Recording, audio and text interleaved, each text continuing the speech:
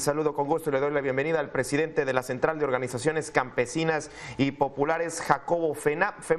Jacobo, buenas tardes, presidente. Pues me gustaría iniciar esta charla haciendo desde tu perspectiva un balance de las políticas públicas que usualmente en la teoría, en lo que está redactado en los programas, usualmente la gran mayoría de las veces son pues políticas públicas buenas, positivas, con muy buenas intenciones, pero cuando ya vemos la realidad, pues ahí a veces nos damos de topes. La pregunta, ¿realmente estas políticas públicas están, promoviendo la autosuficiencia alimentaria? Desde tu perspectiva, me gustaría conocerla.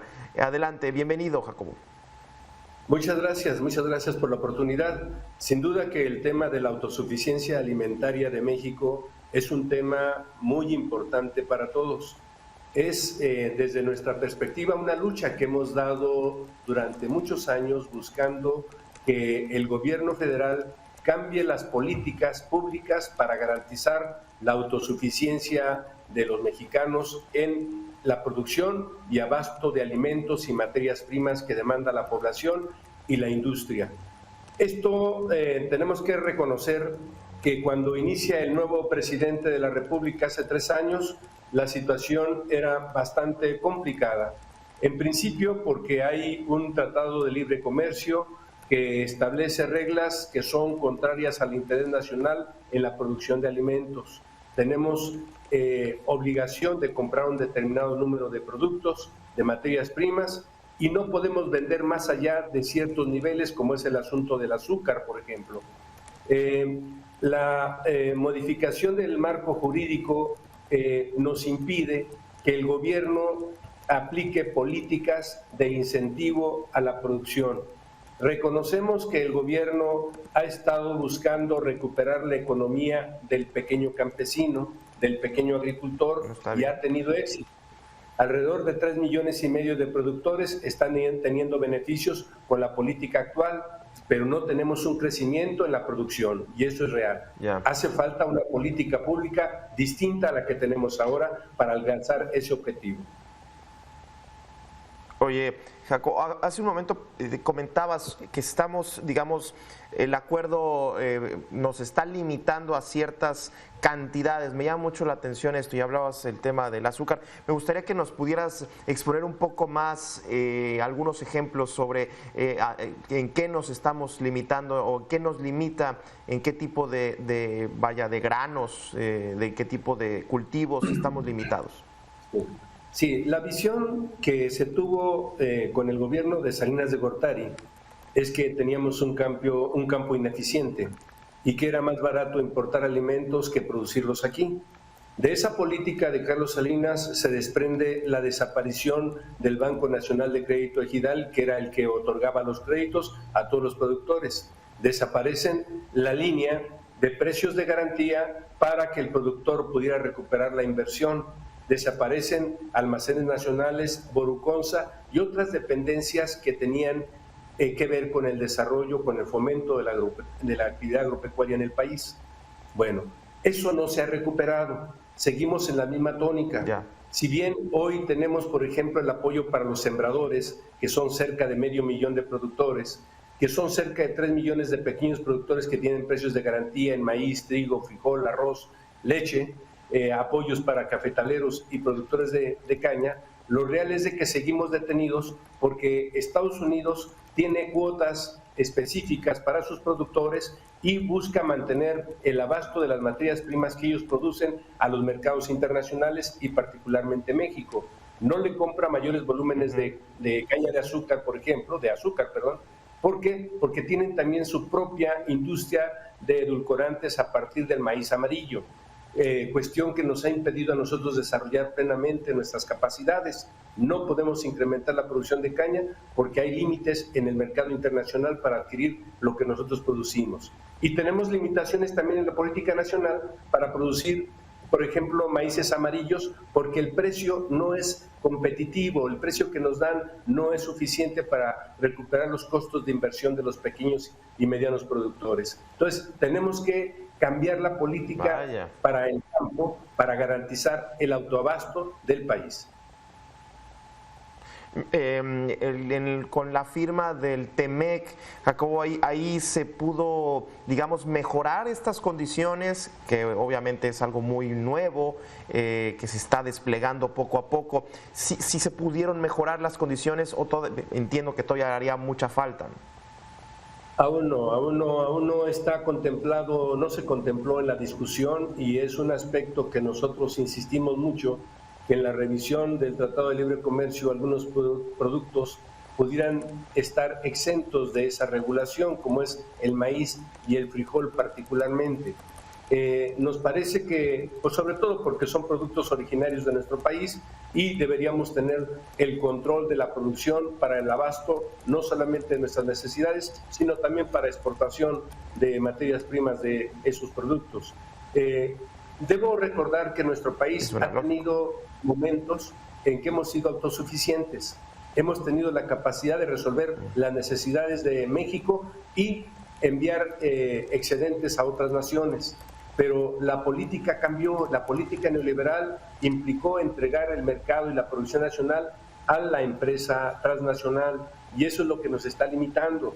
Yo espero que el señor Villalobos, el doctor Villalobos, secretario de Agricultura, ponga atención para crear una política adecuada y garantizar la recuperación de la soberanía alimentaria en la producción de alimentos. O sea, hace un momento sobre este mismo tema comentabas que se ha apoyado al pequeño productor, pero pues al final de cuentas no alcanza a crecer, hablando en producción, no termina por crecer y cubrir esa demanda. ¿Qué se debería de hacer, o cuál sería, como bien dices, esa política pública? ¿El incentivo económico, el estímulo fiscal, más tecnología? ¿Qué sería la ruta? Hay varias medidas, o sea, la política para garantizar la autosuficiencia de alimentos tiene que tener ese objetivo, precisamente garantizar la autosuficiencia en la producción de alimentos que requiere la población y la industria nacional. Y en ese tenor, esta política debe ser acompañada por una política de un programa de créditos baratos y en tiempo, para que los productores planeen la producción, inviertan, preparen la tierra, hagan lo conveniente para garantizar la producción en cada uno de los terrenos. La superficie que tenemos hoy es más o menos de unos 23 millones de hectáreas dedicadas a la producción de alimentos. No es necesario incrementarla, pero las tecnologías que se aplican deben modificarse para incrementar esa capacidad productiva. Los fertilizantes, las semillas, las técnicas de producción que sean suficientes para garantizar un pleno desarrollo de las plantas, y esto garantizaría un incremento productivo perfectamente. También habría que garantizar que tengan asistencia técnica. Es un tema que lo hemos abandonado, lo teníamos hace 40 años, pero hoy el productor no tiene la asistencia técnica de un especialista. No hay precios de garantía para todos los productos. Particularmente hace falta también incrementar el precio a los productores de soya, de sorgo y otros productos que son importantes en la alimentación para nuestro pueblo, para nuestro país. El otro aspecto importante es romper con las cadenas de intermediación. No es posible que el productor tenga buenos promedios de producción en el campo, pero el precio cae cuando no tiene acceso directo a los mercados. Los intermediarios son los que hacen el negocio. Una naranja, por ejemplo, que cuesta en el campo 90 centavos el kilo, se vende en 6, 7 pesos en los mercados. ¿Quién es el que está ganando? El coyote local, el intermediario, el introductor, el gran mayorista, el detallista, todos ganan menos el productor. Y es así en todos los productos.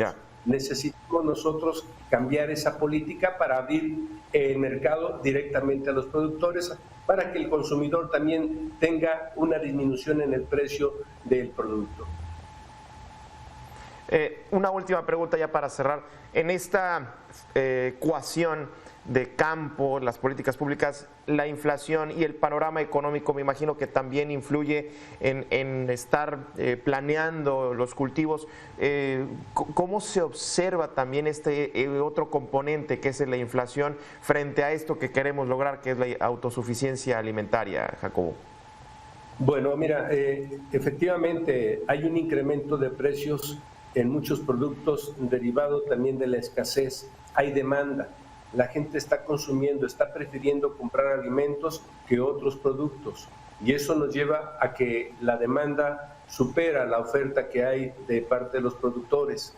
Eso genera la inflación, el incremento de precios y bueno, esto implica que nos hace falta también la intervención de las organizaciones, del gobierno mismo, para poder lograr un incremento en la producción y poder mantener precios estables, precios estandarizados, que la población pueda acceder a ellos y que no lastimen la economía familiar. Es un fenómeno en este momento mundial, la inflación.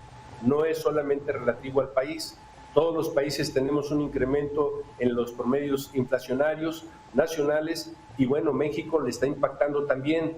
Sin embargo, considero que aquí hace falta una mayor intervención del gobierno para regular junto con los productores, las asociaciones, los niveles de producción y garantizar que la población no sufra por el incremento de precios. Sí, totalmente. Podemos prescindir de una televisión, un vehículo, pero del alimento, por supuesto que no. Jacobo, muchísimas gracias por esta charla. El presidente de la Central de Organizaciones Campesinas y Populares, Jacobo Femat, como siempre, gracias. Muchas gracias a ustedes. Hasta pronto.